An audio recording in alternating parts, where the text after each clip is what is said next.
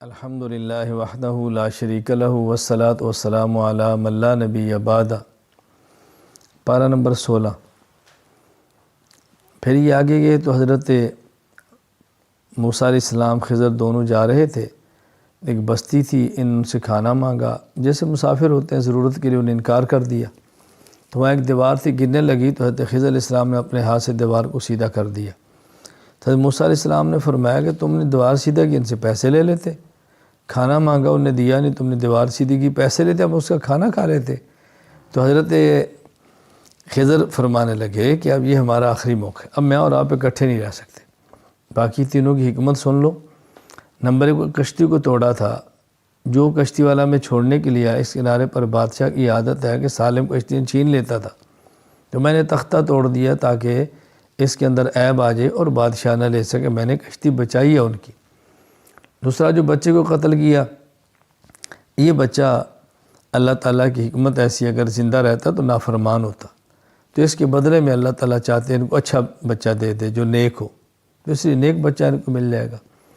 باقی یہ جو دیوار ہم نے سیدھی کی ہے، یہاں یتیم بچے ہیں، یہ دیوار کے نیچے ان کے والدین نے ایک سونا دفن کیا تھا، خزانہ، بڑے ہوں گے تو نکال لیں گے، تو اگر یہ دیوار گر جاتی، خزانہ نکلتا تو لوگ کھا جاتے، تو بچے کے بڑے ہونے کا انتظار کون کرتا؟ تو یہ حکمت تھی، یہ میں نے اپنی طرف سے نہیں کیا، سب اللہ تعالیٰ کی طرف سے تھا، تو وہ اللہ کی طرف سے ان چیزوں پر معمور تھے، اس لیے کوئی اشکال ہی نہیں ہے۔ جس طرح ملک الموت کے ذمہ ہے کہ آپ نے روح قبض کرنی ہے، تو کوئی ملک الموت پر اعتراض ہوتا ہے کہ کسی نے بندہ مار دیا ہے، اور اللہ کی طرف سے متعین تھے، اس لیے تکوینی امور جس کے ذمہ اس نے وہ کرنے ہوتے ہیں، قابل اشکال بات نہیں ہے۔ پھر آگے ذوالقرنین کا قصہ بیان کیا، وہ مغرب تک پہنچا، مشرق تک پہنچا، پھر ایک ایسے علاقے میں پہنچا کہ جہاں پر یاجوج ماجوج قوم تھی، اور اس علاقے کے لوگوں نے شکایت کی کچھ ان کا کریں، تو انہوں نے دیکھا ان کے پاس لاؤ لشکر بہت بڑی تعداد ہے، تمہاری ان سے جان چھڑائے گا، یہ فساد بچاتے ہیں، تباہی بچاتے ہیں، ہم آپ کے ساتھ تعاون کرتے ہیں۔ حضرت ذوالقرنین نے فرمایا کہ مجھے تعاون کی ضرورت نہیں ہے، اللہ نے بہت کچھ دیا ہے، بس تم میرے ساتھ کام کرو۔ کام کرنے کا مطلب پتھر لاتے، تختے لوہے کے بناتے، وہ لاتے اور اس کو سیسہ پلائی ہوئی دیوار، سیسے کے ذریعے اس کو ڈالتے جاتے، اور جیسے سیسہ پلائی دیوار ہی گویا بہت بڑی دیوار بنا دی اور ان کو وہاں پر بند کر دیا گیا۔ یہ اللہ تعالیٰ نے کی طاقت اور قدرت عطا فرمائی تھی جس سے ذوالقرنین نے یہ کام کیا۔ مطلب یہ تھا کہ مشرق اور مغرب کا یہ بندہ حکمران تھا، جہاں سے سورج نکلتا ہے جہاں سے سورج ڈوبتا ہے، اللہ نے اس کو حکومت عطا فرمائی تھی۔ ذوالقرنین کو ذوالقرنین کہنے کی ایک وجہ بھی یہ ہے کہ قرن کہتے ہیں ایک طرف کو، سینگ کو، تو گویا مشرق ایک طرف مغرب ایک طرف، یہ دونوں طرفوں کے حکمران تھے۔ سورہ کہف کے آخر میں اللہ تعالیٰ نے ایک بات سمجھائی ہے کہ اس بات کا بہت خیال کریں، اعمال کریں اور شرائط کا خیال کریں، کہ ایسا نہ ہو کہ نیک عمل کریں اور اس کے اندر کوئی قبولیت کی شرط نہ ہو تو عمل تباہ نہ ہو جائے۔ قبولیت اعمال کے لیے بنیادی طور پہ 3 شرطیں ہیں۔ نمبر 1، عقیدہ ٹھیک ہو، نمبر 3، نیت ٹھیک ہو، نمبر 3، عمل سنت کے مطابق ہو۔ آخر میں فرمایا کہ دیکھو میں بشر ہوں، تم بھی بشر ہو، میرے اوپر وحی آتی ہے، تمہارے اوپر وحی نہیں آتی، اور وحی کیا ہے کہ جو شخص یہ چاہتا ہے اللہ سے ملے، قیامت کے دن کا یقین رکھتا ہے، وہ شرک نہ کرے اور نیک عمل بھی کرے۔ اللہ تعالیٰ ہمیں شرک سے محفوظ رکھے اور نیک عمل کرنے کی اللہ تعالیٰ ہمیں توفیق عطا فرمائے۔ سورہ طٰہٰ، یہ سورت چونکہ شروع ہو رہی ہے طٰہٰ سے، اس لیے سورت کا نام یہ سورت طٰہٰ ہے۔ یہ طٰہٰ یہ مقطعات میں سے ہے، مقطعاتن کی جمع ہے، اور یہ قطعن سے جس کا معنی کاٹنا، طا الگ پڑھتے ہیں، ہا الگ پڑھتے ہیں، طٰہٰ، اس لیے حروف مقطعات کہتے ہیں۔ اس کا مطلب اور معنی اللہ کے علاوہ کوئی نہیں جانتا۔ اس صورت میں ایک تو موسیٰ علیہ السلام کا واقعہ بیان فرمایا ہے اور تفصیل سے بیان فرمایا ہے، کس طرح موسیٰ علیہ السلام کی اللہ تعالیٰ نے حفاظت فرمائی ہے، فرعون کے ظلم سے نجات کیسے دی ہے، اور لوگوں کے دل میں آپ کی محبت کیسے ڈالی ہے، موسیٰ علیہ السلام کی تربیت بچپن میں کیسی ہوئی ہے، دودھ اپنی ماں کا کیسے موسیٰ علیہ السلام نے پیا ہے، تو یہ ساری باتیں اللہ تعالیٰ نے بیان فرمائی ہیں۔ فرعون نے آرڈر جاری کیا تھا کہ اس نے خواب دیکھی کہ اس خواب کی تعبیر لوگوں نے بتائی کہ ایک شخص بنی اسرائیل میں ہوگا جو تیری حکومت ختم کر دے گا۔ حل کیا تھا؟ 1 سال بچے جو پیدا ہو زندہ رکھیں، 1 سال پیدا ہو قتل کریں۔ موسیٰ علیہ السلام ایسے سال پیدا ہوئے جو قتل کا سال تھا، تو آپ کی والدہ نے ان کو لکڑی کے ڈبے میں ڈالا اور دریا میں ڈال دیا، اور اپنی بیٹی سے کہا ذرا تو اس کا خیال رکھنا۔ وہ ڈبہ چلتا ہوا دریا کے کنارے پہنچا، یعنی کنارے پر جہاں اس کا فرعون کا غالباً محل تھا، تو ان کی نوکرانیوں نے، خدامہ نے دیکھا تو ڈبہ اٹھا کے لے گئے، گھر جا کے کھولا تو اس کے اندر بکس میں حضرت موسیٰ علیہ السلام، چھوٹا سا بچہ تھا، بس جو دیکھتا ان سے پیار کرتا۔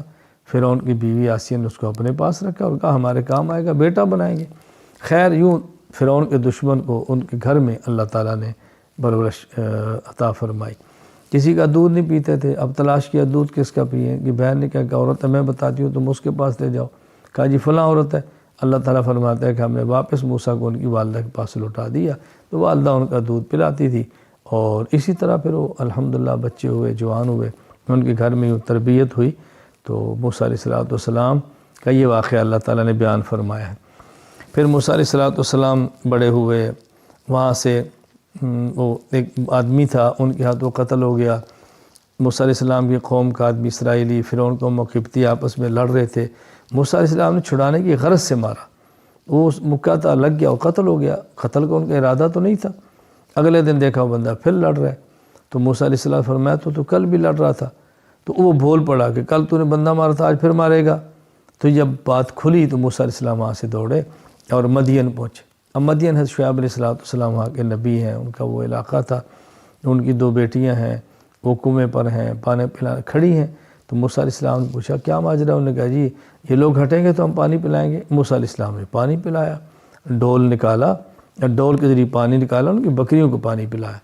وہ موسیٰ علیہ السلام وہ چلی گئی بیٹھ کے۔ خیر انہیں جا کر والد سے کہا کہ آج ایک آدمی تھا، اس نے ہماری بکریوں کو پانی پلایا، فرمایا ان کو لے کر آؤ۔ موسیٰ علیہ السلام کو گھر لے کر گئی تو موسیٰ علیہ السلام ان کو نے طاقت بھی دیکھی تھی، بڑی قوت ہے، ڈھول نکالتے ہیں، اور امین اتنے تھے کہ ان کی نگاہ ہی نہیں اٹھی ان عورتوں کی طرف۔ تو انہیں والد سے کہا بہت نیک آدمی ہے، تو میں اس کو اپنے پاس رکھ لوں۔ یوں حضرت شعیب علیہ السلام فرمایا کہ تم میرے پاس ٹھہرو، میں چاہتا ہوں تمہیں اپنی 2 بیٹیوں میں سے ایک بیٹی کا نکاح دوں اور تم میرے پاس بکریاں چراؤ 8 سال تک، اور اگر 10 پورے کر دو تو تمہاری مرضی ہے۔ خیر موسیٰ علیہ السلام 10 سال وہاں ٹھہرے، بکریاں چرائیں، پھر نکاح ہوا، اہلیہ کو لے کر واپس آئے۔ راستے میں ان کو ضرورت محسوس ہوئی، دور سے آگ نظر آئی، وہاں گئے تو آگ نہیں تھی، تجلی الہی تھی۔ اللہ نے فرمایا تم جوتا اتارو، سامنے آؤ، وہاں موسیٰ علیہ السلام اور وحی آئی، تو یوں نبی بن کے واپس آپ مصر کے اندر آئے۔ پھر فرعونیوں سے مقابلہ ہوا، اللہ تعالیٰ نے ان کو فتح عطا فرمائی، ان کو غرق کیا۔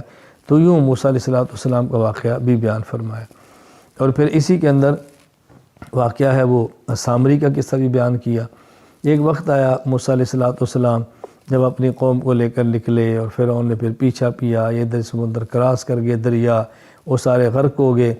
تو ان کی جو خواتین تھی انہوں نے فرعونیوں سے ایک یعنی زیورات لے کے ہمارے شادی ہے ہمیں چاہیے، یوں زیور اکٹھا کیا، دریا کراس کیا، آگے چلے گئے۔ موسیٰ علیہ السلام کوہ طور پہ تورات لینے کے لیے گئے، تو سامری نے وہ سونا ان سے اکٹھا کیا، یہ تو تمہارا نہیں ہے، فرعونیوں کا ہے۔ خیر اس کو پگھلایا، اس سے پھر ایک بچڑا بنایا، اس بچڑے سے آواز نکلی۔